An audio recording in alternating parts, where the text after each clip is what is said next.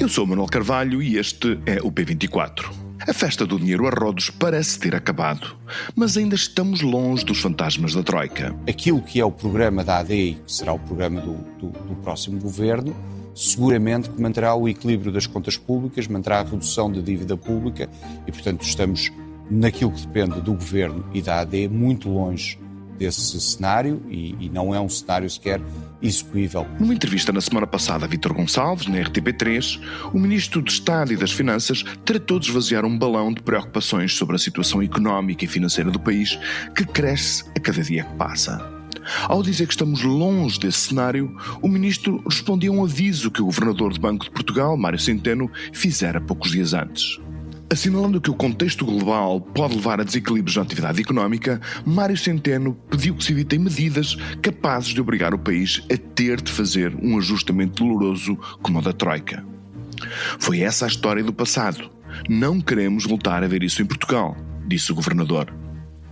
Talvez seja demasiado alarido admitir sequer que o país enfrenta esse risco. O nosso convidado deste episódio, o economista e professor universitário Pedro Brinca, explica bem porquê.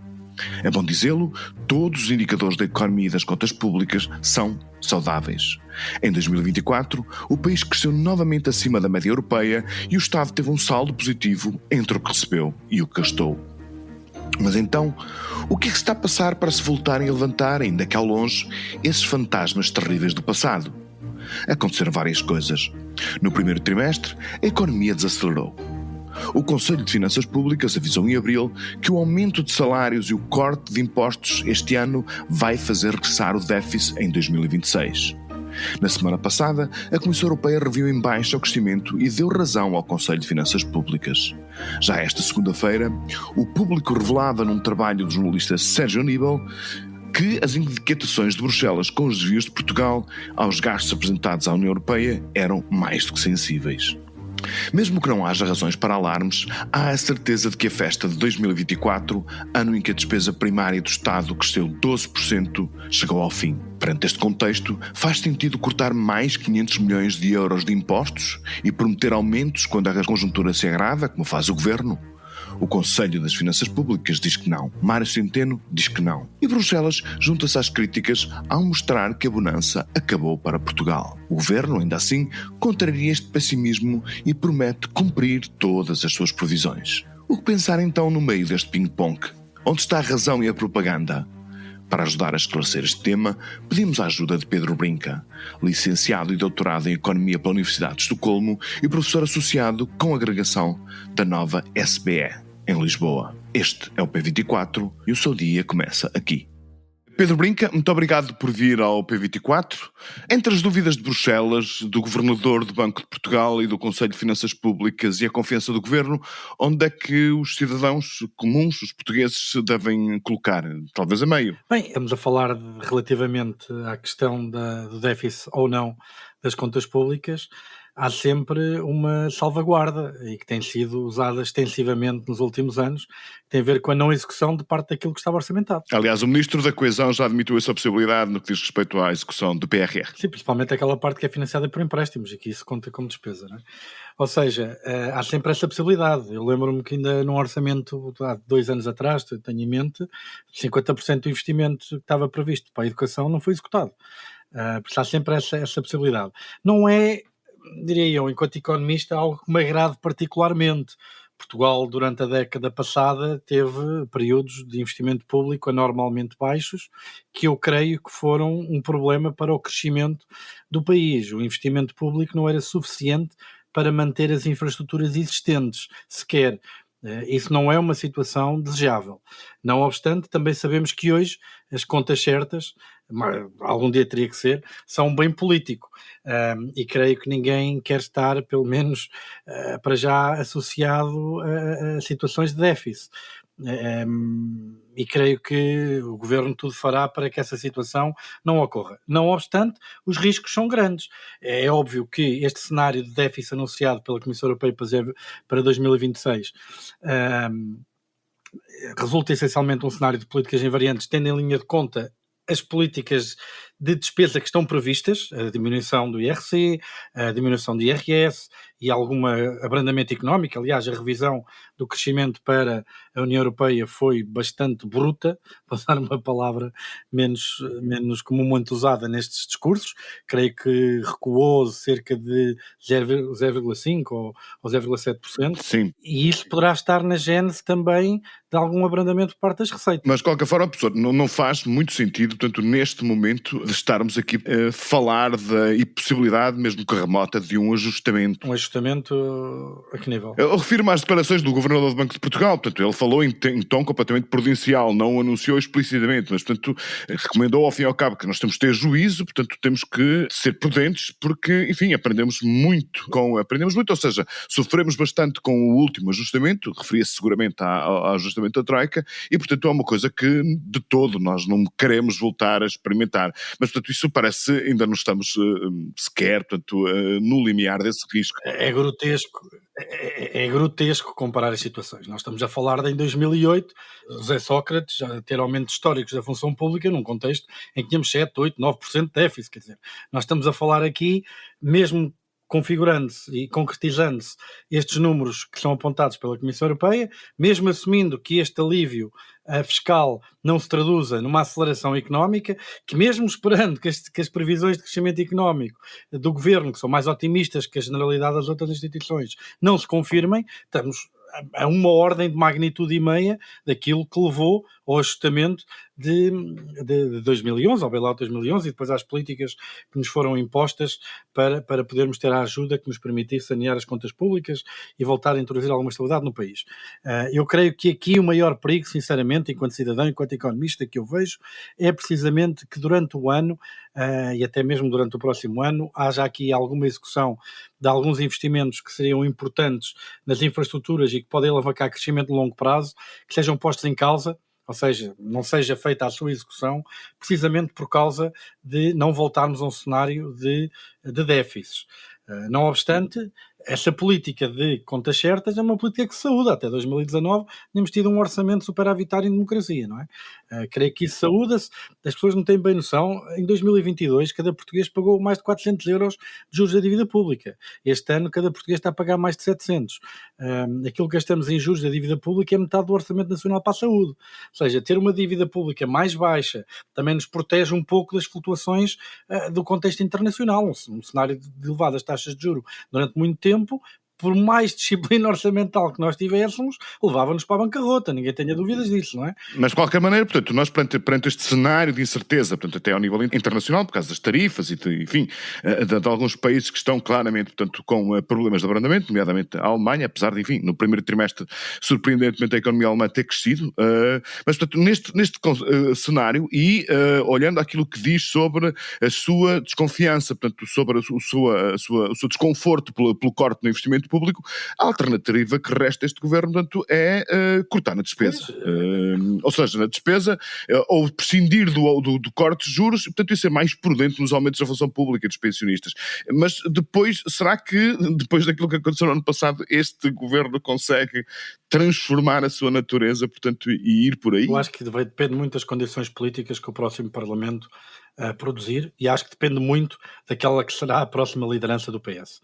Nós, na minha visão, parece-me que o anterior Parlamento tinha uma configuração que ao centro estava extremamente polarizada.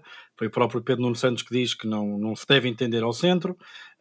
Creio que isso, eu percebo, de uma estratégia mediática de comunicação no imediato, mantenha a discussão ao centro e esvazia um bocadinho a bolha dos extremos, mas o que é certo é que depois é mais do mesmo.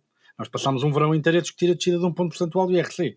Quer dizer, se não se faz nada, se não há nada de transformador, se PS e PSD se o arco da governação não se entender relativamente a questões fundamentais na área da justiça, na área da habitação, na área da fiscalidade, na área da imigração, quer dizer, no curto prazo a discussão pode estar ao centro, mas quer dizer, no médio e longo sente-se que o centrão não resolve a vida das pessoas. E estamos a alimentar os extremos. Eu acho que o que vimos nestas legislativas foi um bocadinho isso. Se nós tivermos um PS agora que consiga entender-se com o PSD ou com o AD num conjunto, eu não digo que agora faça um bloco central, como até na Alemanha os dois principais partidos, aliás, o equivalente ao PSD e ao PS da Alemanha, fizeram relativamente ao crescimento da AfD. Mas mesmo num cenário longe desse, há um mínimo denominador comum que eles têm que se entender. E que historicamente conseguiram, mas que nos últimos 10 anos, de repente, desapareceu do cenário político português. Era desejável que isso fosse capaz de acontecer. Quer dizer, tem que haver um mínimo denominador comum na questão da habitação. As únicas políticas que têm sido conseguido postas em prática são as medidas de estímulo do lado da procura, porque são as mais populistas e mais fáceis de vender. Só que o problema é que se nós só conseguimos estimular a procura e não conseguimos medidas estruturantes do lado da oferta, a única coisa que estas medidas estão a fazer é tirar casas a um para dar a outros. Não é? Tornamos as casas mais baratas para os jovens, a procura dos jovens aumenta, mas o que é certo é que depois as casas ficam mais caras para os outros, porque há uma maior disponibilidade financeira por parte dos jovens, porque não pagam IMT, porque não pagam uma série de impostos para comprar casas. Essa procura excessiva vai aumentar o preço e as pessoas que não beneficiam desses cortes vão ter mais dificuldades em comprá-las. Quando a economia não cresce, quando há mais oferta, quando há mais produção, tudo é um jogo de soma zero. A única maneira de eu ficar melhor é à custa de outra pessoa. Eu não posso comer uma fatia maior de um bolo que não cresce sem ser à custa de alguém. Por isso, se não houver aqui um entendimento estrutural de algumas questões de base, e depois entretenham-se a discutir as outras minudências da vida à vontade, mas há um conjunto de questões básicas ao nível da justiça, ao nível da habitação, ao nível da fiscalidade e ao nível da imigração, em que esse consenso tem que existir. Não digo a um nível completamente 100%, mas numa base comum. E é em cima disso que depois se consegue mudar a vida das pessoas, as pessoas sentem de facto que o arco da governação resolve alguma coisa. Há uma citação de Benazir Bhutto que eu gosto muito, que é: deem às pessoas estabilidade, a oportunidade económica e elas afastar-se-ão dos extremismos. E é preciso dar isto, não é? Deixa de ter tanta piada por tudo a arder quando as pessoas têm alguma coisa a perder. Por isso o que nós temos que dar às pessoas é coisas que elas tenham medo de perder, para não querer ver tudo a arder. De qualquer forma, portanto, nesse consenso que defende, nos consensos essenciais que defendem o PS e o PSD sobre as forças moderadas do centro, há aí uma questão que também já falou aqui nesta conversa connosco, que é o valor, portanto, das contas certas.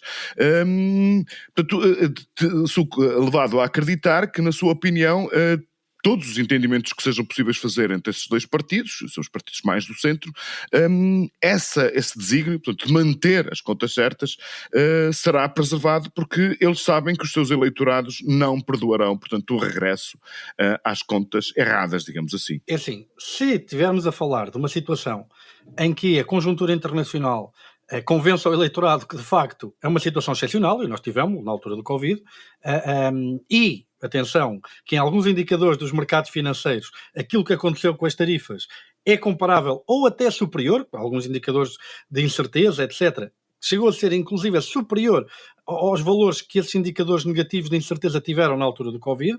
Se de facto passar essa percepção que há uma conjuntura internacional que nos é exógena e que de facto justifique esses déficits, eu creio que isso é defensável e é capaz de ser vendível ao eleitorado. Agora, se não for o caso, creio que há um preço a pagar aí não tenho grandes dúvidas. Eu, como economista, isto é até uma coisa relativamente consensual. Uma coisa é estarmos a falar de Portugal estar a atravessar uma crise económica específica, com razões internacionais ou nacionais, e tenha um crescimento que esteja abaixo, ou um desempenho económico que esteja claramente abaixo daquilo que é o seu potencial de crescimento. E aí há aso para a política de estabilização, uns déficits temporários que permitam estimular a economia e relançá-la outra vez no caminho do equilíbrio. Outra coisa completamente diferente, foi aquilo que aconteceu durante a década de 2000, é termos crescimentos completamente anémicos e passarmos a década toda com política conjuntural de estabilização para resolver um problema que é estrutural. E isso não se resolve.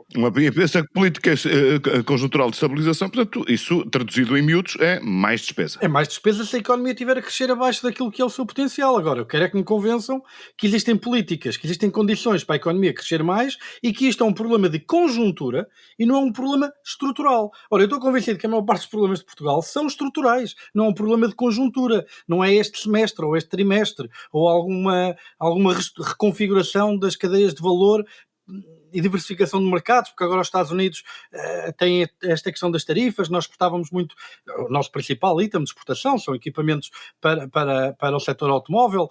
Nós temos uma exposição de perto de 7% direto aos Estados Unidos, temos uma exposição à Alemanha de cerca de 12% das exportações.